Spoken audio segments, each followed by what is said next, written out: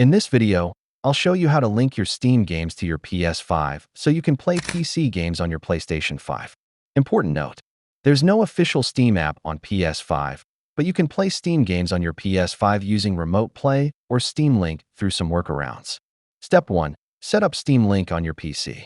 On your PC, download and install the Steam Link app from stored.steampowered.com/steamlink.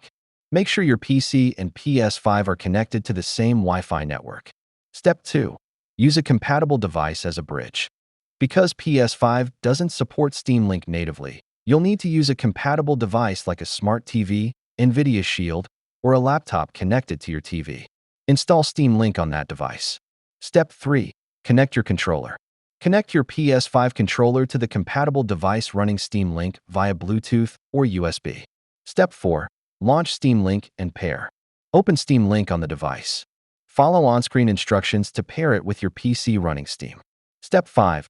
Stream Steam games to your TV. Once connected, you can stream and play Steam games on your TV using your PS5 controller.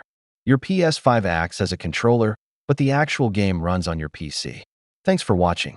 If you found this helpful, please like and subscribe for more gaming tutorials.